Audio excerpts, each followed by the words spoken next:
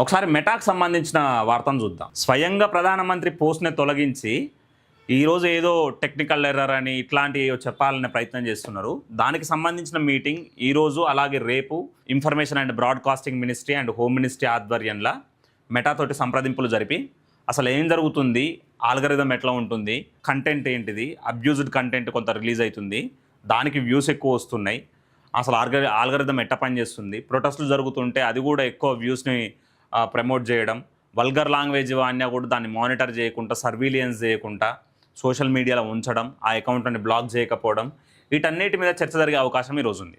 దానికి సంబంధించిన వార్త చూద్దాం. మోదీ పోస్టు తొలగింపు వ్యవహారం, మెటాను ప్రశ్నించనున్న కేంద్రం. మెటా ఆల్గరిథం పనితీరుపై వివరణ కోరనున్న కేంద్రం. మోదీ పోస్టు తొలగింపుపై లిఖితపూర్వక సమాధానానికి డిమాండ్, క్షమాపణ పత్రం కూడా కోరే అవకాశం ఉన్నట్లు సమాచారం. కోరాల్సింది ఎందుకనంటే స్వయాన ప్రధానమంత్రి నరేంద్ర మోదీ షూట్ చేసి రిలీజ్ చేసిన వీడియో తొలగించిర్రనంటే భారతీయులకి, సిటిజన్స్కి ఎట్లాంటి అన్యాయం జరుగుతుంది, కంటెంట్ ఎట్లా వాళ్ళు మానిటర్ చేస్తున్నారు, దానికి సంబంధించిన ప్రతి వివరాలని ఈరోజు కేంద్ర ప్రభుత్వం కోరాలి. అవసరమైతే క్షమాపణ పత్రాన్ని కూడా ఇవ్వమని కోరాల్సిన అవసరం అయితే చాలా స్పష్టంగా మనకు కనిపిస్తుంది. ఆగస్టు 5, 6న ఐటీ శాఖతో కీలక సమావేశాలు. ఐటీ శాఖతోటి కీలక సమావేశాలు ఉన్నాయి ఈరోజు రేపు. ఇన్స్టాగ్రామ్లో చిన్నారుల భద్రత అంశం పైన చర్చ. ఎందుకంటే చాలా అబ్యూజ్డ్ కంటెంట్ వస్తుందండి ఇన్స్టాగ్రామ్ అండ్ ఫేస్బుక్లో ఇదివరకే ఉండే, కానీ ఇన్స్టాగ్రామ్లో కూడా చాలా అబ్యూజ్డ్ కంటెంట్, ఎంత వల్గర్ కంటెంట్ అంటే అంత వల్గర్ కంటెంట్ వస్తుంది. దాన్ని మానిటర్ చేయట్లేరు, సర్వీలియన్స్ చేయట్లేరు, అసలు పట్టించుకోను కూడా పట్టించుకోవట్లేరు. ఆ దరిద్రం ఏంటంటే ఆ వెస్ట్రన్ కల్చర్కి అలవాటు పడి ఆ కంటెంట్ ఎక్కువ చూడడం, మన సంస్కృతి దెబ్బతినడం, వీటన్నిటిని మనం చూస్తున్నాం. సో దీన్ని ఇలాగే కొనసాగిస్తే మన కల్చర్కే ముప్పు ఉన్నదనేది మనకి చాలా స్పష్టంగా అర్థమవుతుంది. ఏఐ మార్ఫింగ్ వీడియోల వ్యవహారం పైన కొనసాగుతున్న దర్యాప్తు, ఇది అసలు సమస్య. ఏఐ మార్ఫింగ్ వీడియోలో కూడా చేసి పోస్ట్ చేస్తే దాన్ని మానిటర్ చేయకుండా అట్నే ఉంచుతున్నారు, ఆ కంటెంట్ని తొలగించట్లేరు, దాని మీద చర్యలు తీసుకోవట్లేరు. ప్రభుత్వం కూడా దీనికి సంబంధించిన బలమైన చట్టాలు తీసుకురావాల్సిన అవసరం ఉంది. రాష్ట్ర ప్రభుత్వాలైనా కేంద్ర ప్రభుత్వం అయినా బలమైన చట్టాలు తీసుకొచ్చి ఉక్కుపాదం మోపాలి. ఎందుకనంటే కొంత గౌరవప్రదంగా ఉండాలి. రాజకీయాలైనా, డిసెంట్ అయినా, ఏదైనా ప్రశ్నించడం తప్పలేదు. ప్రతి పౌరుడు ప్రభుత్వాది నేతలని, ప్రభుత్వ అధికారులని, ప్రభుత్వాన్ని ప్రశ్నించవచ్చు. దాన్ని అడ్డం పెట్టుకొని అబ్యూజ్డ్ లాంగ్వేజ్ వాడుకుంటా, అబ్యూజ్డ్ ఇమేజెస్ వాడుకుంటా, ఏఐ మార్ఫింగ్ వీడియోలు తయారు చేసుకుంటా వాటిని సోషల్ మీడియా వేదికగా పోస్టులు చేస్తూ ఇష్టం వచ్చినట్టు వ్యవహరిస్తారు. సో వాళ్ళందరి మీద చర్యలు తీసుకుంటే బాగుంటుంది. సోషల్ మీడియా దిగ్గజం మెటా పనితీరుపై కేంద్ర ప్రభుత్వం మరింత దృష్టి సారించింది. సమస్త global head of public policy Joel క్లాపెన్తో పాటు ఇన్స్టాగ్రామ్కు చెందిన అధికారిని ఆగస్టు 5న సమావేశానికి హాజరు కావాలని ఆదేశించింది. మెటా ఆల్గరిథం ఎలా పనిచేస్తుంది, కొన్ని పోస్టులకు ఎందుకు ఎక్కువ ప్రాధాన్యత లభిస్తుందనే అంశాలపై వివరణ కోరింది. సో ఇది అంటే మెటా అనేది అమెరికా వేదికగా పనిచేస్తుంటుంది, మెయిన్ బ్రాంచ్ అమెరికాలో ఉంటుంది కాబట్టి డీప్ స్టేట్స్ కూడా ఇన్వాల్వ్ అవుతున్నాయా. మొన్న ప్రొటెస్టులు జరిగేటప్పుడు అసలు ప్రధానమంత్రి వీడియోని డిలీట్ చేయడం ఏంది, కొద్దిసేపు తొలగించడం ఏంది, తొలగించిన తర్వాత ఏదో టెక్నికల్ ఎర్రర్ అని సర్ది చెప్పుకునే ప్రయత్నం ఏంది, ప్రొటెస్టులు చేసుకుంటా ప్రధానమంత్రి దివంగత తల్లి గారిని దూషించిన కంటెంట్ని సోషల్ మీడియాలో ఉంచుతూ దానికి ఎక్కువ వ్యూస్ వస్తట్టు ఆల్గరిథం సెట్ చేయడం ఏంది, బూతులు మాట్లాడే కంటెంట్ ఎక్కువ రీచ్ కావడం ఏంది అన్న దాని మీద ఈరోజు వివరణ కోరే అవకాశం ఉంది.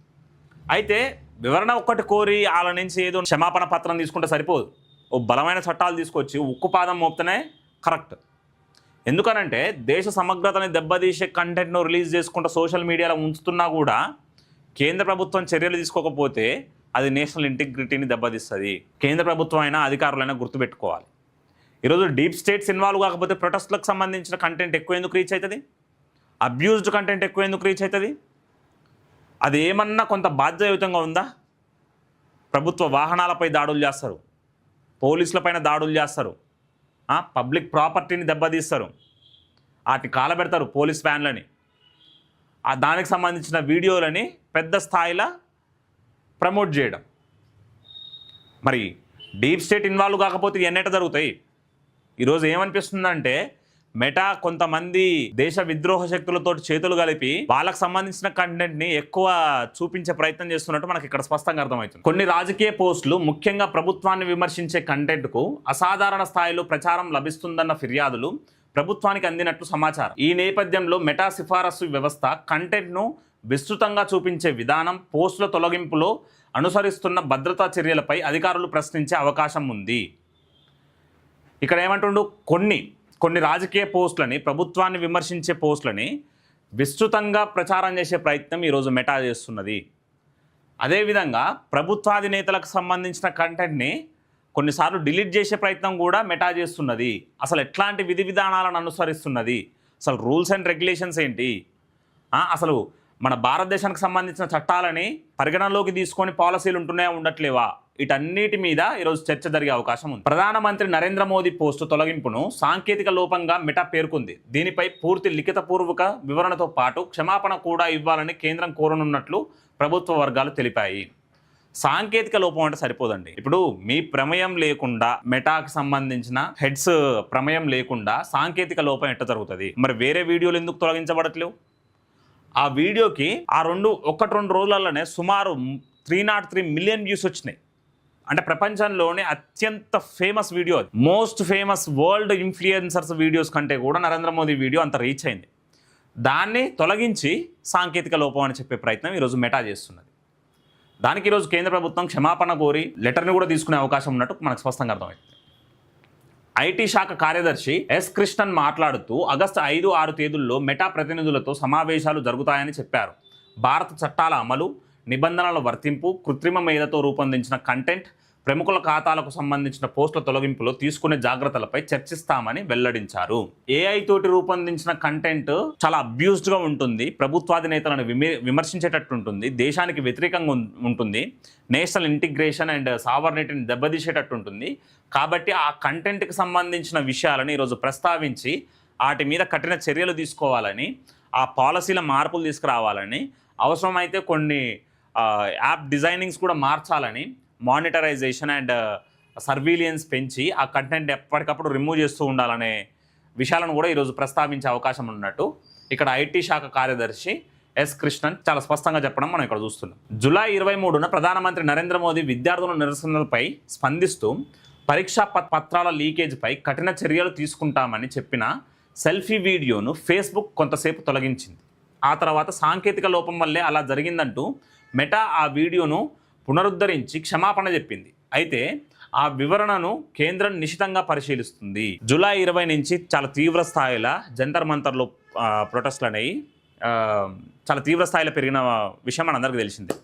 పార్లమెంటు సమావేశాలు అప్పుడే ప్రారంభం కావడం, రాహుల్ గాంధీ వీధి విన్యాసాలు చేయడం, జంతర్ మంతర్లో కొంతమంది కుహానా జాతీయవాదులు, కొంతమంది జాతి విచ్ఛిన్నవాదులు, ఉమర్ ఖలీద్ గాని తుకుడే గ్యాంగ్, వీళ్ళందరూ కలిసి ఏదో అలజడి సృష్టించాలని ప్రయత్నించారు. సో దానికి సంబంధించి దేశ సమగ్రత దెబ్బతింటుంది అని దాన్ని వివరించే ప్రయత్నంలో భాగంగా 23వ తారీఖు నాడు నరేంద్ర మోదీ గారు ఒక సెల్ఫీ వీడియో తీసి ఇన్స్టాగ్రామ్లో పోస్ట్ చేశారు. దాన్ని ఒక 2 రోజుల కాల వ్యవధిలోనే 303 మిలియన్ వ్యూస్ వచ్చి చాలా highest views in the Instagram history. So అలాంటి సెల్ఫీ వీడియోని ఈ ఫేస్బుక్ తొలగించింది. అంటే జనరల్గా మెటా సూట్లో పెడుతుంటాం అనమాట మనం. ఆ ఫేస్బుక్లో తొలగించి ఆ తర్వాత సాంకేతిక లోపం వల్లనే ఇలా జరిగింది అనేది ఏదో క్షమాపణ చెప్పే ప్రయత్నం చేసి, కానీ ఈరోజు చాలా క్లియర్గా పరిశీలించే అవకాశం ఉండదు అసలు ఏం జరిగింది ఏందనేది. ప్రధానమంత్రి మోదీకి సంబంధించిన ఏఐ మార్ఫింగ్ వీడియోలు ఫేస్బుక్, ఇన్స్టాగ్రామ్లో వ్యాపించడం పైన విచారణ కొనసాగుతుంది. ఈ వ్యవహారంలో మెటా ఇండియా అధిపతి అరుణ్ శ్రీనివాస్తో పాటు మరికొందరిపై హైదరాబాద్ సైబర్ క్రైమ్ పోలీసులు ఎఫ్ఐఆర్ నమోదు చేశారు. ఆ వీడియోల మూలం, వాటి వ్యాప్తి, మెటా భద్రత వ్యవస్థ పనితీరుపై దర్యాప్తు కొనసాగుతుంది. హైదరాబాద్ సైబర్ క్రైమ్ పోలీసులు కూడా మెటా ఇండియా అధిపతి అరుణ్ శ్రీనివాస్తో పాటు మరికొందరిపైన ఎఫ్ఐఆర్ ఫైల్ చేసి దానికి సంబంధించిన వీడియోల మూలం ఎక్కడ ఉంది, అసలు ఎందుకు వ్యాప్తి జరుగుతుంది, ఎందుకు చర్యలు తీసుకోవట్లేరు అన్న దాని మీద ఈరోజు పూర్తి వివరణ వచ్చే అవకాశం మనకు చాలా స్పష్టంగా కనిపిస్తుంది.